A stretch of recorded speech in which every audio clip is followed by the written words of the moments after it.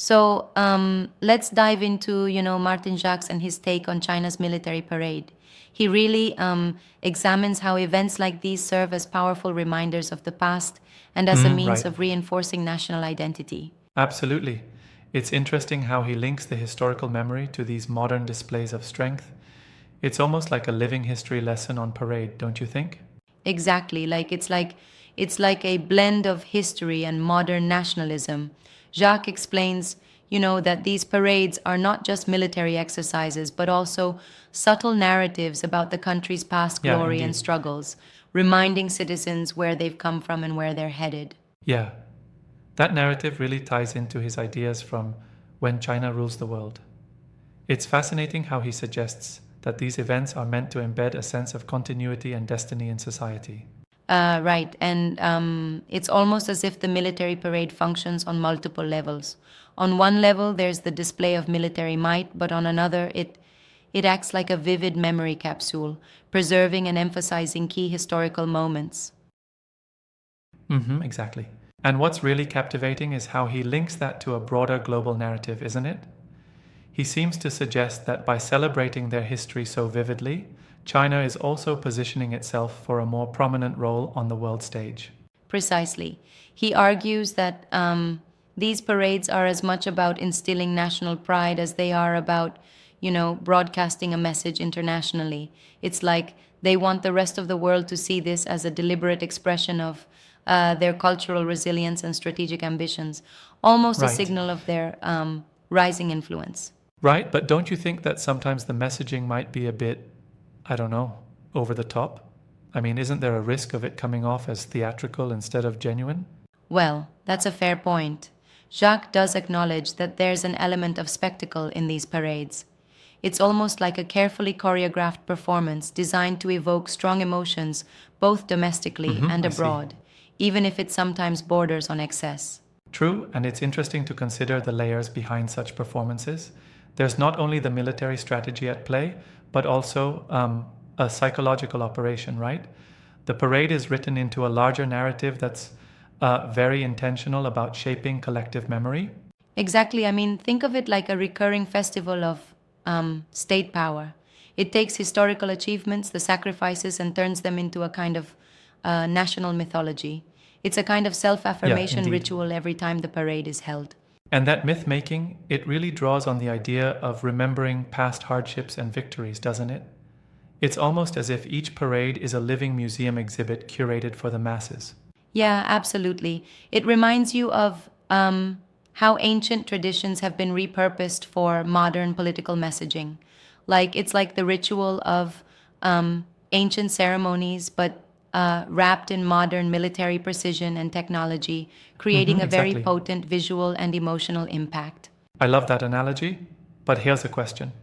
Could that very spectacle, while unifying at home, also create external perceptions of, well, aggressive nationalism? That's a solid critique. Jacques hints at that tension. On one hand, these parades are meant to, remind the citizens of shared heritage and strength.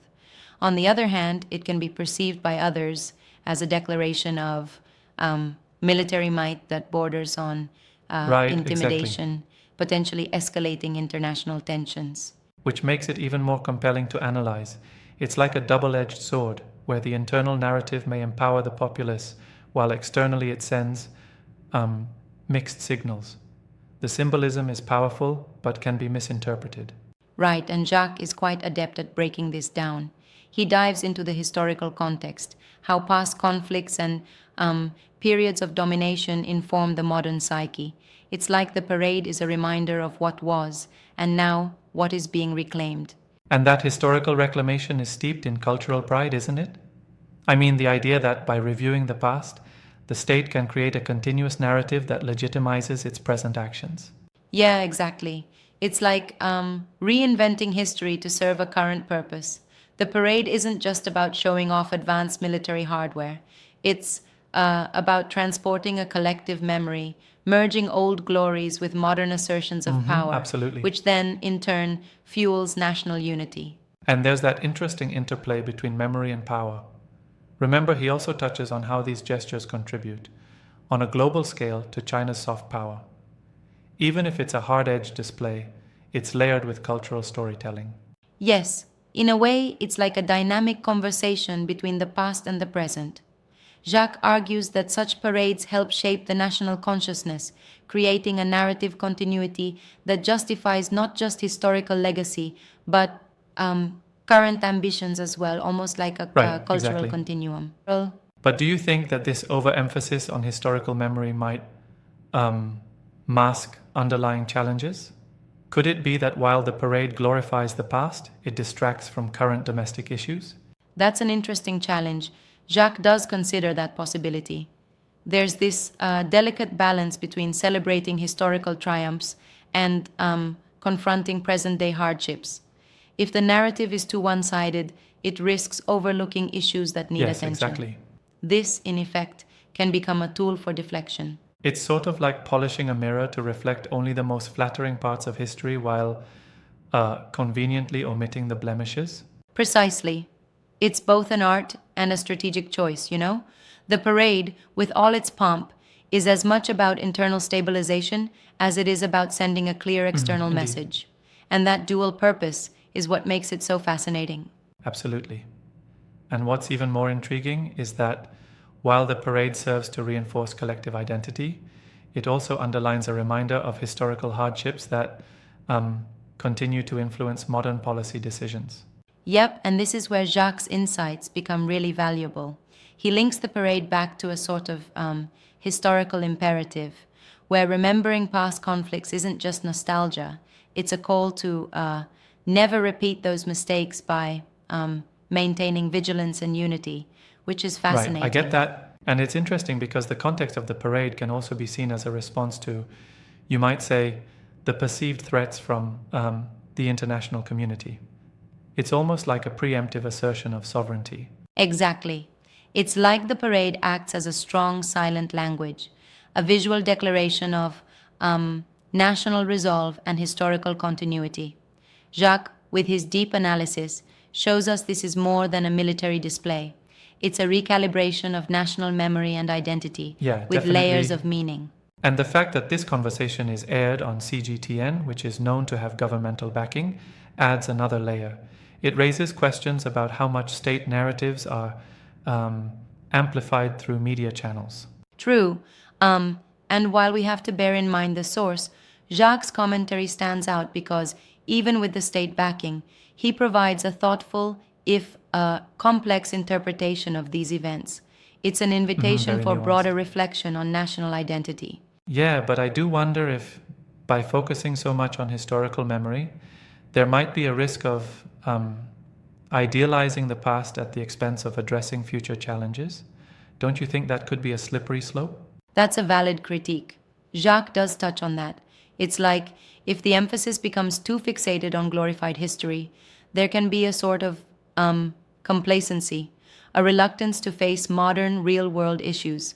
It's a True, balancing absolutely. act between reverence for history and pragmatism for the future. Very well put. And isn't it ironic how the same tools that are used to preserve a historic narrative might also be used to obscure current realities? Exactly. It's the duality inherent in state narratives. The parade, with all its artistic flourishes and precision, can inspire national pride and unity, yet simultaneously gloss over the nuances of present challenges. Yeah, It's I a totally get that. fascinating, albeit complex, dynamic. So, in essence, Jacques is prompting us to look beyond the surface spectacle and recognize that these events, while awe inspiring, are deeply interwoven with historical memory, national identity, and broader geopolitical ambitions. Absolutely. And the takeaway here is that while the parade glitters on the surface, it's reflective of a deeper narrative strategy, one that is both celebratory and cautionary. It compels us to Indeed. ask bigger questions about the role of history in shaping modern society. And that really makes you think about how states everywhere use history as a shield and a sword, right? It's a universal theme, not just limited to China. Yeah, definitely. It's like these grand displays echo a universal need to connect with our past. But here in China's case, it's intertwined with an agenda of projecting strength and future promise, which makes it all the more layered. Right, precisely. This conversation really highlights how art, history, and military strategy can all converge into one potent public display. And Jacques' analysis gives us much to ponder regarding the interplay between these elements. Exactly. It's a vivid reminder that behind every spectacle lies a carefully constructed narrative, one that seeks to bind the past with the present and propel the nation forward in a way So that's as true. mesmerizing as it is complex. And while we may critique some aspects, there's no denying that this form of narrative building plays a huge role in shaping national psyche and international perceptions. Right. And it offers us a window into how societies, through state sponsored events like these, maintain continuity with their history and assert their future ambitions, Absolutely. albeit with all the inherent intricacies and contradictions. It's been a really engaging discussion, and I feel like every time we peel back another layer, there's yet another facet to consider about how past and future converge in such grand events. For sure, and that delicate interweaving of memory, power, and spectacle is what makes Jacques' insight so compelling. Thanks for diving into this with me. It's always a pleasure to dissect these layers Absolutely, together. always enlightening.